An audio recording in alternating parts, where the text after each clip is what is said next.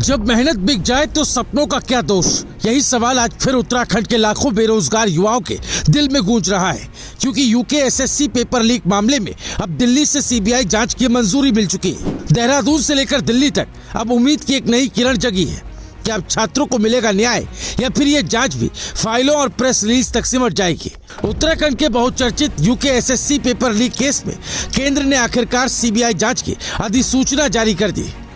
राज्य सरकार ने पहले इस जांच की सिफारिश की थी और अब दिल्ली हेडक्वार्टर से भी हरी झंडी मिल गई है। अब तक जांच कर रही एसआईटी यानी स्पेशल इन्वेस्टिगेशन टीम अपने सारे दस्तावेज, बयान और इलेक्ट्रॉनिक साक्ष्य सीबीआई को सौंपने की तैयारी में है।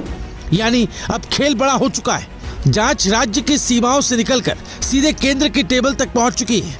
21 सितंबर 2025 वो दिन जब लाखों युवाओं की उम्मीदों का पेपर लीक हो गया।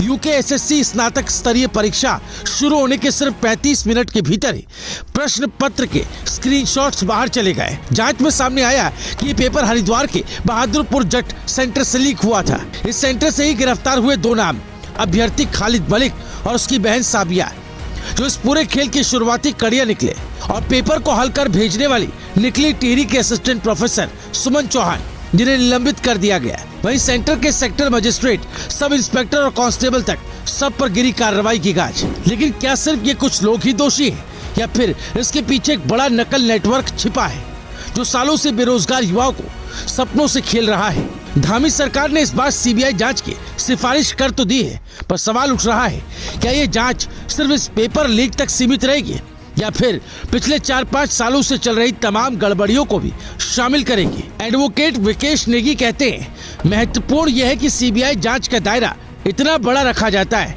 क्या सिर्फ एक पेपर लीक की जांच होगी या फिर पूरी भर्ती व्यवस्था की सर्जरी होगी?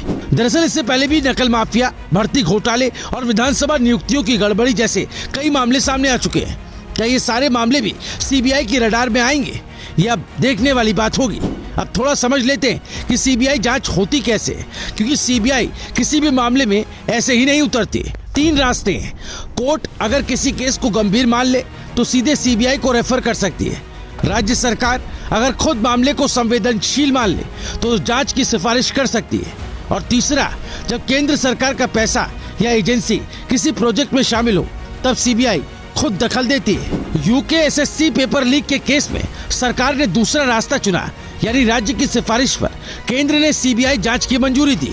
इस पूरे मामले में सबसे बड़ी लड़ाई लड़ी है बेरोजगार युवाओं ने। सड़कों पर उतरे, धरने दिए, नारे लगाए और आखिरकार मुख्यमंत्री पुष्कर सिंह धामी खुद 29 सितंबर को धरना स्थल पर पहुंचे। उन्होंने छात्रों पर दर्ज मुकदमों को वापस लेने की और सीबीआई जांच की घोषणा की।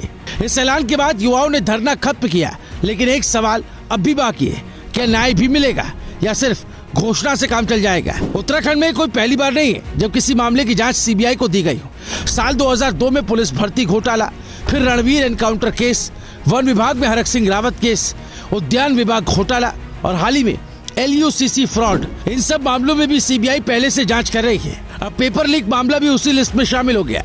यानी अब बात साफ है, राज्य के भर्ती सिस्टम में कहीं न कहीं गंभीर सड़ांध है। हर गांव, हर कस्बे, हर परिवार में एक सपना है, सरकारी नौकरी का सपना।